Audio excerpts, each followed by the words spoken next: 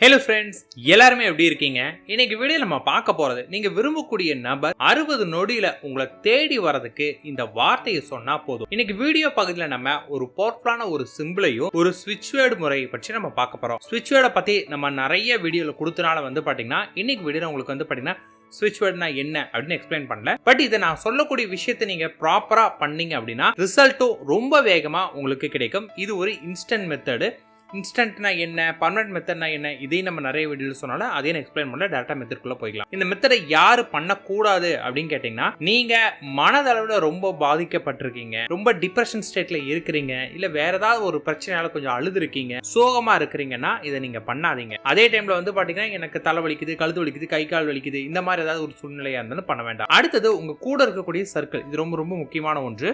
உங்க ஃப்ரெண்ட்ஸ் எல்லாம் அவன் வேண்டாம், இல்லை அவன் வேண்டாம், அவன் சரியில்லை அப்படின்னு உங்களை நெகட்டிவாக சொல்லிட்டே இருக்கிறாங்க அப்படின்னா இந்த மாதிரியான சூழ்நிலையிலையும் நீங்கள் பண்ணாதீங்க. பிகாஸ் இந்த மாதிரி சூழ்நிலை நீங்கள் பண்ணாலுமே இது உங்களுக்கு பார்த்தீங்கன்னா அவ்வளோவா ஒர்க் அவுட் ஆகாது. பிகாஸ் நீங்கள் ஒரு விஷயம் பண்ணுறீங்க அப்படின்னா நீங்கள் ஹைலி பாசிட்டிவாக இருந்து பண்ணால் மட்டும்தான் உங்களுக்கு ஒர்க் அவுட் ஆகும். உங்கள் கூட இருக்கிறவங்க பார்த்தீங்கன்னா இந்த மாதிரி ஒரு நெகட்டிவான விஷயங்கள் சொல்லிட்டு இருக்காங்கன்னா அது உங்களுக்கு இல்லை நீங்கள் காதில் வாங்காமே இருந்தாலுமே அது உங்கள் மனதில் பதிய ஆரம்பிச்சிருக்கும். ஏன்னா கூட இருக்கிறவங்க சொல்லும்போது அது நீங்கள் ஆல்ரெடி கொஞ்சம் வீக்காக இருப்பீங்க. அந்த வீக்காக இருக்கக்கூடிய டைமில் அவங்க பேசக்கூடிய வார்த்தைகள் ரொம்ப வேகமாக நம்மளோட மனதில் பதிஞ்சிரும். அதுவே பார்த்தீங்கன்னா நீங்கள் விரும்புகிறவங்களையும் உங்களையும் பிரித்து வைக்கும். ஸோ நீங்கள் முதல்ல என்ன பண்ணால் இந்த மாதிரியான பர்சன் கிட்ட இருந்து விலகி நிற்கணும். அடுத்து ரொம்ப சோகமான படங்கள்லாம் பார்க்காதீங்க. இந்த அழுகிற மாதிரியான படங்கள், சோகமான படங்கள் இதெல்லாம் எதுவுமே பார்க்காம நீங்கள் பண்ணணும். இப்போ பாடல்கள் வேண்டாம்.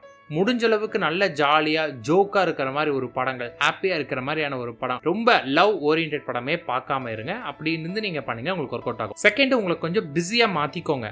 ஏதாவது ஒரு விஷயத்துல உங்களை நல்லா பிஸியா மாத்திக்கிட்டீங்க அப்படின்னா உங்க பார்ட்னர் இப்ப உங்ககிட்ட வரல, உங்ககிட்ட பேசல அப்படிங்கிற அந்த வழி பாத்தீங்கன்னா உங்களுக்கு பெருசா தெரியாது. அந்த மாதிரியான சூழ்நிலை நீங்க பண்ணும்போது பாத்தீங்கன்னா நீங்க ஒரு ஹாப்பியஸ்ட் மூமெண்ட்ல பண்ண முடியும். ரிசல்ட் உங்களுக்கு வேகமா கிடைக்கும். சோ நான் எல்லாமே சொல்லிட்டேன்னு நினைக்கிறேன். ஆனா மைண்ட்ல வச்சுக்கோங்க, நான் ஏதாவது சொல்லாம விட்டுருந்தா கூட ரொம்ப சிம்பிளா சொல்லணும் அப்படின்னா ஒரு டல் ஃபீல் நெகட்டிவான டைம்ல பண்ணீங்கன்னா ஒர்க் அவுட் ஆகாது. இதை பண்ணும்போது ஒரு ஸ்டேபிளான ஒரு அமைதியான மனநிலையிலிருந்து பண்ணீங்கன்னா உங்களுக்கு ஒர்க் அவுட் ஆகும். இதை என்ன டைம்ல பண்ணலாம் அப்படின்னு கேட்டீங்கன்னா முடிஞ்ச அளவுக்கு நீங்க ஃப்ரீயா இருக்கக்கூடிய எப்ப வேணாலும் பண்ணலாம். பெஸ்ட் டைம் அப்படின்னு கேட்டீங்கன்னா நைட்டு தூங்குறதுக்கு முன்னாடியும் காலையில எழுந்த உடனே. இதை பாத்தீங்கன்னா நீங்க தொடர்ந்து 21 நாட்கள் நீங்க பண்ணணும். அதுக்கு முன்னாடி உங்களுக்கு சக்சஸ் கிடைச்சிடும். இருந்தாலும் நீங்க 21 நாட்கள் கம்பல்சரி பண்ணியே ஆகணும். அப்பதான் உங்க பாண்டிங் பாத்தீங்கன்னா மேலும் மேலும் ஸ்ட்ராங் ஆகும். இதுல பாத்தீங்கன்னா ரொம்ப ரொம்ப பவர்ஃபுல், அதாவது உங்க லவ் பாண்டிங் அதிகரிக்கிறதுக்கான ஒரு சிம்பிள் ஒன்று கொடுத்துருக்கேன். அந்த சிம்பிள் பிக்சர் நான் கொடுத்துருக்கேன். முதல்ல நீங்க என்ன பண்ணு, அந்த சிம்பிளை நல்லா பார்த்துட்டு ஒரு கிரீன் கலர் பென் எடுத்து உங்க கையில வரீங்க. எங்கிட்ட கிரீன் கலர் பென் இல்லை அப்படின்னா கடையில் போய் காசு கொடுத்து வாங்கிக்கோங்க. ஏன்னா சில பேர் இதை கூட சொல்லுவாங்க, எங்கிட்ட பென் இல்லை என்ன பண்ணுறதுன்னு கேட்பாங்க. போய் கடையில் காசு கொடுத்து வாங்கிட்டு பண்ணுங்க. அதை எடுத்து உங்கள் உள்ளங்கையில் பார்த்தீங்கன்னா முதல்ல இந்த சிம்பிள் பாருங்க. சிம்பிள் பார்த்தீங்கன்னா நல்லா டார்க்காக க்ரீனில் வரைஞ்ச பிறகு அடுத்து பார்த்தீங்கன்னா கண்களை மூடிக்கிட்டு எந்த பர்சன் உங்கள் லைஃப்பில் வரணும்னு நினைக்கிறீங்களோ அவங்கள திங்க் பண்ண ஆரம்பிங்க. அவங்கள விஷுவல் பண்ண ஆரம்பிங்க. நான் கண்களை மூடியும் விஷுவல் பண்ணால் எனக்கு அவங்க உருவம் கிளியராக தெரியல அப்படின்னா திருப்பி அவங்களோட ஃபோட்டோஸ் ஏதாவது ஒன்று பார்த்துட்டு விஷுவல் பண்ணுங்க. விஷுவல் எப்படி இருக்கணும் அப்படின்னு கேட்டிங்கன்னா அந்த பர்சன் உங்களுக்கு எப்படி உங்ககிட்ட பேசணும், எப்படி இருக்கும்னு நினைக்கிறீங்களோ அந்த இது உங்களுக்கு அவங்க எப்படி இருக்கணும்னு நினைக்கிறீங்களோ அதை நடக்கிற மாதிரி விஷுவல் பண்ணுங்க. ஜஸ்ட் லைக் அவங்க முன்னாடி வராங்க, அவங்க உங்களை பார்க்குறாங்க, ரொம்ப சந்தோஷமாக பேசுகிறாங்க, நீங்கள் ரெண்டு ரொம்ப ஹாப்பியாக பேசிகிட்டு இருக்கிற மாதிரி நீங்கள் விஷுவல் பண்ணிவிட்டு ஒரே விஷயம் தான் விஷுவல் பண்ணணும். அதை விஷுவல் பண்ணி உங்கள் மைண்டில் பார்த்தீங்கன்னா நீங்கள் பண்ணுற விஷுவல் பார்த்தீங்கன்னா உங்களோடக்கு ரியலாக நடக்கிற ஒரு ஃபீல் வரணும். இதில் இடத்துல நம்ம ஒரு கேள்வி வரும், என்ன சார் அது நான் நடக்காத ஒரு விஷயத்தை கற்பனை பண்ண அது எப்படி நமக்கு நடக்கிற ஃபீல் வரும் அப்படின்னா நல்லா யோசிச்சுக்கோங்க. அது நடக்காத விஷயம் அப்படி இல்லை, ஆல்ரெடி உங்கள் லைஃப்பில் ஒரு டைம் நடந்திருக்கலாம். அதே போல் ஃபியூச்சர் நடக்கவே நடக்காதுன்னு இல்லை, நடக்க போகிற விஷயத்த முன்னாடியே நீங்கள் நினச்சி பார்க்குறீங்க, அவ்வளோதான். ஸோ இதை உணர்ந்துட்டு நடக்க போகிற விஷயத்த நீங்கள் நினச்சி பார்க்குறீங்க. ஃபார் எக்ஸாம்பிள் நாளைக்கு காலையில் எனக்கு பார்த்தீங்கன்னா அவங்க 100% எனக்கு கால் பண்ணுவாங்க அப்படின்னு தெரிஞ்சால் நைட்லேருந்து எனக்கு ஒரு சந்தோஷம் கிடைக்கல, நாளைக்கு காலை எனக்கு கால் பண்ண போகிறாங்க அப்படின்னு அந்த மாதிரி அந்த சந்தோஷத்தை நீங்கள் உருவாக்கணும். ஏன்னா எப்படினாலும் அது நடந்தே தீர போகிற ஒரு விஷயம் தான், நடக்கக்கூடிய ஒரு விஷயத்தை தான் நீங்கள் நினைக்கிறீங்க. ஸோ அந்த சந்தோஷத்தை இப்போ கொண்டு வரணும். அந்த சந்தோஷம் உங்கள் மனத்துக்கு வந்த பிறகு நான் உங்களுக்கு டிஸ்பிளேல காட்டியிருக்கக்கூடிய இந்த வார்த்தையை சொன்னோம், பிரிங் மேஜிக். அவங்களோட பேர் பார்த்தீங்கன்னா ஃபார் எக்ஸாம்பிள் அவங்களோட நேம் மணினா நீங்கள் மணின்னு போடணுங்கிற அவசியம் கிடையாது. நீங்கள் அவங்களை எப்படி கூப்பிடுவீங்களோ அந்த பேரை தான் கூப்பிடணும். ஓகேங்களா?